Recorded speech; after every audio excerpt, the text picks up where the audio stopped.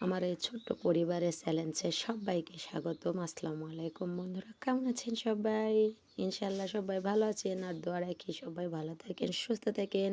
থেকে রমজানের সবগুলো রোজা পালন করে নিই। যে সজনে গাছ দেখেন, এই সজনে গাছের আমি সজনে ফুল নিয়ে দারুণ মজার রেসিপি করব, আপনাদের দেখাতেছি বন্ধুরা। দেখেন কত ভালো লাগে।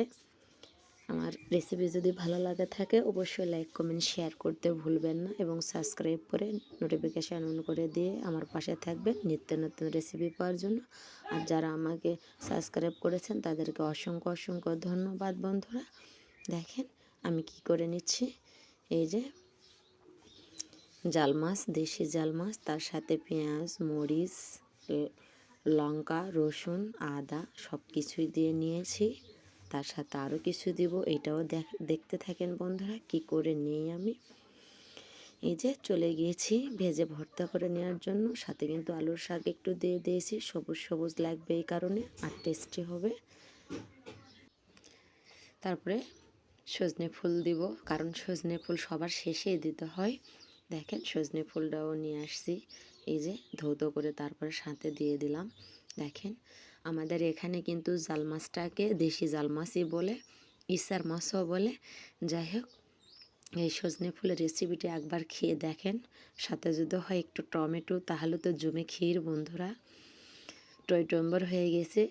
আসলে আমরা দুপুরে খেয়েছি 1 কেজি চালের ভাত, আমরা 3 জনে প্রায় সবটুকুই শেষ করে দিয়েছি। তার সাথে 2টা যা হামলা দিয়েছে যে তোমার হাতের ভেজে ভর্তার মজাটাই আলাদা, না দিলেও হবেই না। 2 জনকে দিয়ে দিলাম। যে ভাবির গাছ থেকে পাড়ায় নিয়ে আসছি বাড়িটা দেখাইলাম, এই ভাবিরে দিলাম। আমার ওই যার একটা যা আছে এরেও দিলাম। তো যাই হোক, দেখেন এভাবে ভেজে নিচ্ছি। বেশি কথা বললে অনেকের ভালো লাগে না, তো দেখতে থাকেন বন্ধুরা।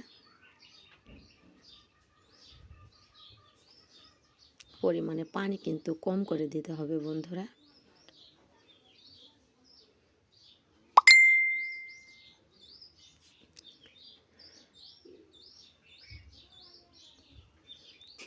এই যে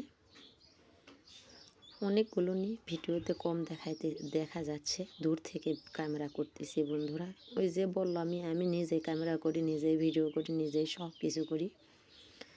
আমার ছেলেটা ছোট মানুষ, পড়াশোনায় থাকে, তারপরে বল খেলতে গিয়ে পায়ে একটু লেগেছে। তো যাই হোক, একবার ট্রাই করে দেখেন শীত থাকতে থাকতে। আর সজনেটা বড় হওয়ার আগে এইটা করে দেখেন বন্ধুরা। খুবই ইউনিক একটা রেসিপি, আপনাদের খুবই ভালো লাগবে, খুবই টেস্টি আর লোভনীয় হয় বন্ধুরা। গরম গরম ভাত আর এই ভেজে ভর্তা হলে, সাথে তো একটা চাটনি আছে বন্ধুরা, ওটাও দেখাইতেছি, অথবা সালাদ। ইউনিকই, 2টা ইউনিক, তাই আপনাদের খুশি করার জন্য ভালোবেসে আপনাদেরকে দিয়ে দিচ্ছি আমি এটা। দেখতে থাকেন বন্ধুরা। এই যে তারপরে হাতে মাখা চচ্চড়িটাও করে নিচ্ছি। এই যে এগুলো খড় দিয়ে, আগুন মাসের ধানের খড়, এগুলো গুদাগাদি দিয়ে রান্না করে নিচ্ছি বন্ধুরা। আজকে আর 1 চুলাই নয় 2 চুলাই রান্না করতেছি, যেহেতু আমার মাটির বাড়ি আর মাটির চুলা। তারপরে দেখেন আমার রান্না করা হয়ে গেছে বন্ধুরা। পাটাতে পিষে নিচ্ছি দেখেন। তারপরে এই যে মাটির ইয়েতে উঠায় নিচ্ছি। পিষে নেওয়াটাও আমার ভিডিওতে ছাড়া পড়ছে মনে হয়, বুঝতে পারলাম না। তো যাই হোক, ওকে পারফেক্ট জমে ক্ষীর হয়ে গিয়েছে বন্ধুরা। দেখেন কতটা টেস্টি আর লবণী হয়েছে। দেখেন কত সুন্দর কালার আসছে, সবুজ সবুজ, গ্রিন, ইয়েলো, কত সুন্দর লাগতেছে। আমার মাটির জিনিস খুবই পছন্দ, আমি মাটির জিনিস খুবই ভালোবাসি, আমার ভালো লাগে এগুলো। তো দেখেন পাটাটা মুছায় উঠায় নিচ্ছি, কারণ এত টেস্টি হয়েছে। এই মোজাগুলো কি পাটাতে রাখা যায়? ছেড়ে তো খাওয়ার কোনো প্রশ্নই ওঠে না, নো প্রবলেম। তো বন্ধুরা এভাবেই করে নিয়েছি। দেখেন এই যে ধনিয়া পাতা আমার রেডি হয়ে গিয়েছে পারফেক্টলি একটা ভেজে ভর্তা। তো এই যে হাতে মাখা চচ্চড়িটা বললামই তো, ওইটাও সাথে নিয়ে নিয়েছি। সবগুলো নিয়ে দেখাতেছে আপনাদের একসাথে এতগুলো রেসিপি। তো যাই হোক চাটনিতে চলে যাব বন্ধুরা। দেখেন কত ভালো লাগতেছে, কত সুন্দর লাগতেছে। কতগুলো ভাত, এই ভাতগুলো যে একটাও থাকে নাই বন্ধুরা, কি আর বলবো। তারপরে চলে আসলাম চাটনি বা সালাতে। আমি গাজরটা পোড়ায় নিয়েছি, তারপরে ধনেপাতা দিয়ে দিয়েছি, তারপরে তেঁতুলের কাঠ দিয়ে দিয়েছি, তারপরে পাতিলেবু দিয়ে দিয়েছি, পেঁয়াজ দিয়ে দিয়েছি বন্ধুরা। দেখেন চিনি ফ্লেক্স, চাট মশলা, তার সাথে টমেটো কুচি। এই যে একটা একটা করে দেখাইতেছি আপনাদের বন্ধুরা। এই চাটনি বা সালাডটা আপনারা একবার করে খাইয়ে দেখেন, ভুলতে পারবেন না। কোনো তরকারি মাছ মাংস কোনো কিছুই প্রয়োজন হবে না, শুধু